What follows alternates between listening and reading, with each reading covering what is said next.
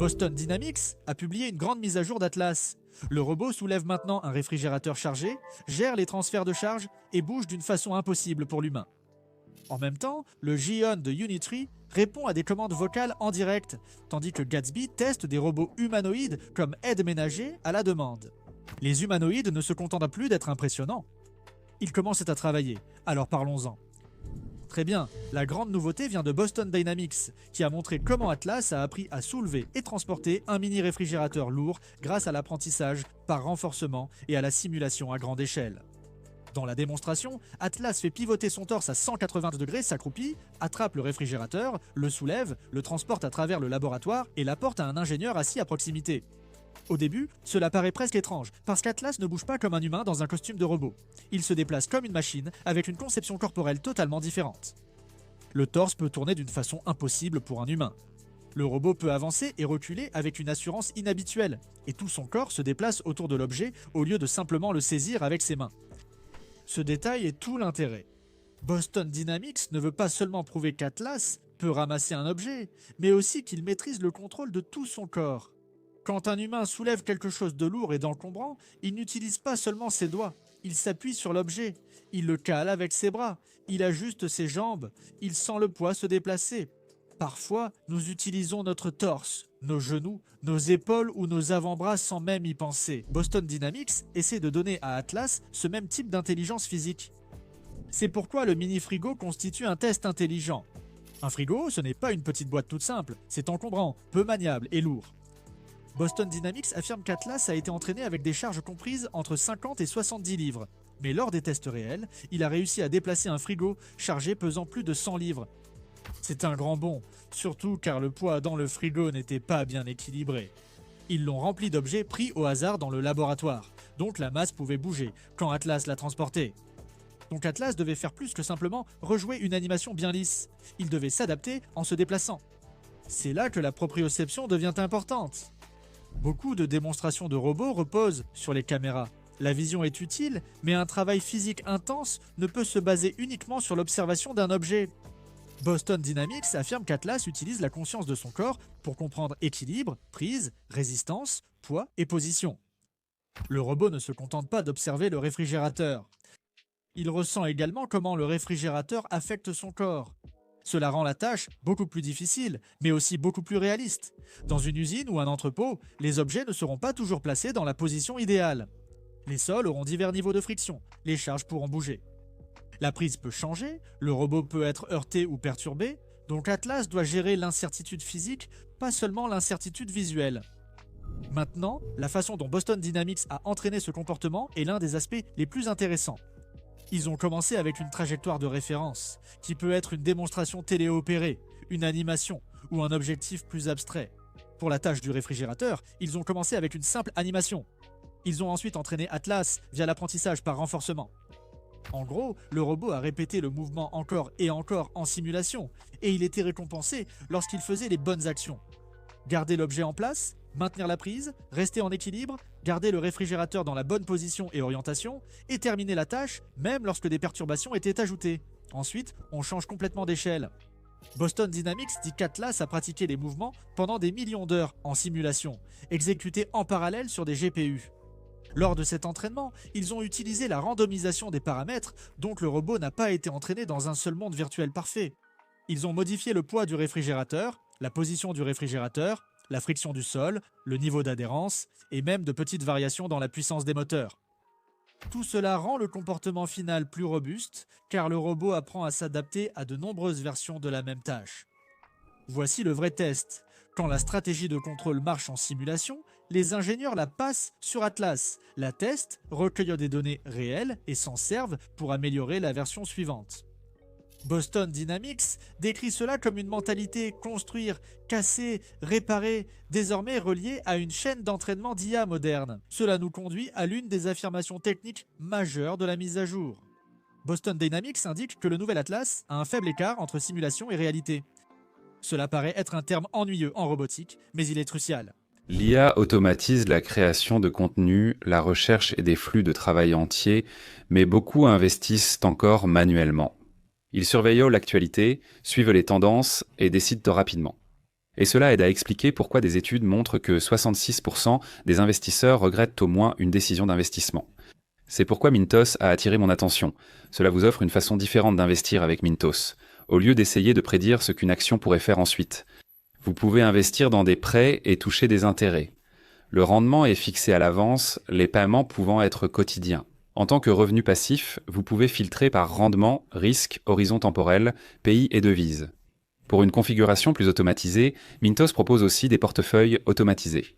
Le taux d'intérêt moyen actuel sur les prêts est de presque 11%, ce qui est vraiment élevé pour un revenu passif. Mintos est en activité depuis 2014, compte plus de 600 000 utilisateurs et est réglementé dans l'UE sous MiFID.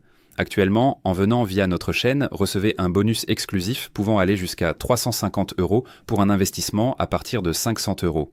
Cliquez sur le lien en description ou scannez le QR code. Des rendements stables, pas de surprise et en plus un bonus. Ne ratez pas cette occasion et bonne chance. Simulation et la réalité, c'est la différence entre les performances d'un robot en simulation et ses performances dans le monde réel. En simulation, tout est plus propre. La friction du sol est connue, le modèle du robot est parfait, les moteurs réagissent de façon prévisible, les capteurs ne sont pas perturbés. Mais dans le monde réel, il y a de la latence, des vibrations, du bruit dans les capteurs, une friction irrégulière, de petites différences matérielles et des problèmes physiques aléatoires. C'est pourquoi de nombreux comportements robotiques réussissent en simulation, mais échouent sur le matériel réel. Boston Dynamics affirme qu'Atlas réduit cet écart grâce à un matériel plus simple et facile à modéliser. Le robot n'utilise que 2 types d'actionneurs sur tout le corps. Les 2 bras sont identiques, les 2 jambes sont identiques. Certaines structures principales sont également répétées. Ce type de répétition facilite la fabrication, la maintenance et la fidélité des simulations. Quand la version numérique du robot correspond étroitement à la machine réelle, les comportements appris se transfèrent de façon bien plus fiable. Atlas utilise également des actionneurs rotatifs, et Boston Dynamics affirme qu'ils sont plus faciles à représenter en simulation. Les articulations du robot peuvent aussi tourner sans limite, car l'entreprise a supprimé les câbles qui traversaient les articulations. C'est un changement matériel majeur. Les câbles limitent les mouvements, s'usent et deviennent des points de défaillance. Les retirer permet à Atlas de bouger de ces façons étranges mais efficaces, comme de faire pivoter complètement son torse. Même les pieds sont conçus différemment. Ils sont symétriques à l'avant et à l'arrière parce que Atlas est censé se déplacer vers l'avant et vers l'arrière avec la même aisance. Les bras, les jambes, les mains et la tête sont également des unités remplaçables sur site, ce qui signifie qu'elles peuvent être échangées en quelques minutes. C'est important parce que Boston Dynamics pense clairement à un déploiement réel. Pour que les robots travaillent en usine, il faut limiter les arrêts, accélérer les réparations et faciliter le remplacement des pièces. C'est aussi pourquoi Boston Dynamics continue de défendre ses démonstrations athlétiques. Les gens voient souvent des poiriers et des saltos arrière et pensent qu'il ne s'agit que de simples cascades virales. L'entreprise dit que ces mouvements développent des compétences utiles au travail. Équilibre, agilité, récupération après glissade, coordination corporelle, endurance thermique, déplacement en espace restreint. Un robot de 90 kg, soit 198 livres, qui fait des poiriers, a besoin d'un matériel solide et d'une gestion thermique sérieuse. Cette performance thermique est utile dans les environnements industriels chauds. Même les pinces comptent. Celles de l'expérience du réfrigérateur ne sont pas les plus récentes de Boston Dynamics. L'entreprise utilise ces pinces robustes depuis environ 1 an et demi. Elles sont assez solides pour supporter le poids du corps d'Atlas en poirier, bien plus lourd que le mini-réfrigérateur. Boston Dynamics affirme qu'elle teste déjà une nouvelle pince plus dextre, donc l'aspect manipulation d'Atlas continue de progresser. Cette mise à jour d'Atlas prend une nouvelle dimension lorsqu'on la relie à Hyundai. Le groupe Hyundai Motor possède Boston Dynamics et selon des rapports, Hyundai prévoit de déployer plus de 25 000 robots humanoïdes Atlas dans les usines de fabrication de Hyundai Motor et Kia aux États-Unis. L'entreprise vise également une capacité de production annuelle de 30 000 robots Atlas d'ici 2028. En plus de cela, Hyundai prévoit de fabriquer plus de 300 000 unités d'actionneurs par an aux États-Unis. Ces actionneurs alimentent les articulations et mouvements du robot, agissant comme des muscles robotiques. Le déploiement prévu commencerait à l'usine Hyundai, Motor Group, Meta, Plant America en Géorgie en 2028, suivi de l'usine Kia en Géorgie en 2029. Hyundai n'a pas encore donné tous les détails ni précisé les premières tâches prises en charge par Atlas. Mais l'ampleur du projet est énorme. Ce n'est pas une entreprise qui parle d'un ou deux robots de test dans un coin d'un laboratoire. Cela ressemble à une véritable tentative d'intégrer des humanoïdes dans la fabrication automobile. Voilà pourquoi Boston Dynamics évoque sans cesse la production à grande échelle. Le système d'actionneurs simplifié, les assemblages répétés, les pièces remplaçables et la simulation haute fidélité sont tous liés au même objectif. Rendre Atlas assez puissant pour accomplir un vrai travail et simple à construire et entretenir en grand nombre. Mais Boston Dynamics n'est pas la seule à faire avancer les humanoïdes. Unitree a également publié une nouvelle démonstration de son robot humanoïde G1, et celle-ci met l'accent sur l'action commandée par la voix. La vidéo a été publiée le 19 mai 2026 sous le titre « Génération d'actions arbitraires en temps réel, commandée par la voix ». Dans la démonstration, G1 répond à des commandes vocales externes et génère des mouvements corporels complets en temps réel. Unitree affirme que la séquence a été enregistrée en une seule prise, avec le son direct, et que les actions du robot ont été générées de manière autonome par l'IA en direct. Ils admettent également que, puisque le mouvement est généré en temps réel, il peut y avoir une légère latence et une fluidité réduite. L'essentiel n'est pas la reconnaissance vocale. Convertir la parole en texte est bien plus simple que contrôler un corps humanoïde. La partie difficile, c'est de prendre une commande vocale et de la transformer en un mouvement physiquement stable. Un humanoïde doit coordonner les jambes, les bras, le torse, la tête, le timing, l'équilibre et le contact avec le sol. Si le générateur de mouvement crée quelque chose d'instable, le robot peut perdre l'équilibre ou produire des mouvements qui semblent non naturels ou physiquement impossibles. Un pipeline probable convertirait la commande vocale en texte, interpréterait l'action, générerait une séquence de mouvements, puis enverrait ce mouvement à un contrôleur du corps entier qui maintient le robot stable. Mais Unitree n'a pas publié de documents techniques détaillés pour cette démonstration, donc plusieurs points restent flous. Nous ignorons si G1 crée des mouvements à partir de zéro, sélectionne dans une bibliothèque de mouvements, combine des primitives de mouvement ou utilise un système de conversion du texte en mouvement relié à un contrôle en temps réel. Nous ne savons pas non plus si le traitement est entièrement embarqué, s'il fonctionne sur du matériel à proximité ou s'il est en partie assisté par le cloud. La démonstration de Unitree est impressionnante, mais ne prouve pas encore une intelligence robotique pleinement ouverte. Cependant, la direction est évidente. Les humanoïdes abandonnent le joystick et les routines pour adopter des commandes naturelles, où l'on dit simplement au robot quoi faire. Ensuite, il y a Gatsby, qui prend une voie très différente. Plutôt que de concevoir le robot le plus avancé, Gatsby développe la couche de service permettant l'intégration des humanoïdes dans les foyers. Le 14 mai 2026, Gatsby affirme avoir réalisé le premier service de nettoyage résidentiel par un robot humanoïde autonome pour un consommateur final aux États-Unis. Le travail a eu lieu à San Francisco. Un propriétaire tiré au sort sur la liste d'attente de Gatsby a réservé via l'app iOS et un robot humanoïde est venu nettoyer l'appartement. Le service coûte 150 $ par nettoyage, quelle que soit la taille de l'appartement.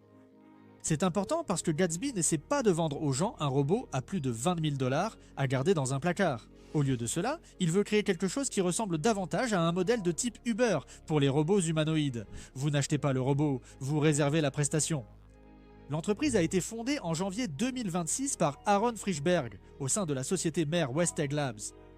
Gatsby affirme qu'il est opérationnel à San Francisco, soutenu par Nvidia Inception et Entrepreneur First, et qu'il dispose déjà d'une longue liste d'attente dans la baie de San Francisco, ainsi que d'une demande provenant d'autres régions du pays.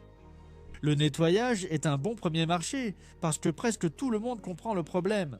Les tâches ménagères prennent du temps, les gens n'aiment pas ça, et le nettoyage professionnel d'un appartement à San Francisco peut coûter entre 150 et 300 $ selon la taille. Gatsby essaie de concurrencer cela directement en utilisant un service assuré par des robots humanoïdes à tarif fixe. L'aspect commercial intéressant, c'est que Gatsby ne veut pas être lié à un seul fabricant de robots. L'entreprise affirme développer les logiciels, la navigation, l'interface utilisateur et la distribution grand public pour rendre les robots utiles à domicile. Si un robot est le meilleur ce mois-ci, Gatsby peut l'utiliser. Si, le mois suivant, un robot moins cher ou meilleur apparaît, Gatsby peut changer de matériel sans tout reconstruire. La question est, quand les robots humanoïdes seront courants, où les verrez-vous d'abord? Usine, entrepôt ou foyer? Dites-le moi dans les commentaires. Abonnez-vous pour plus d'actualités sur l'IA et la robotique. Cliquez sur le bouton j'aime si vous avez apprécié la vidéo. Merci d'avoir regardé et on se retrouve dans la prochaine vidéo.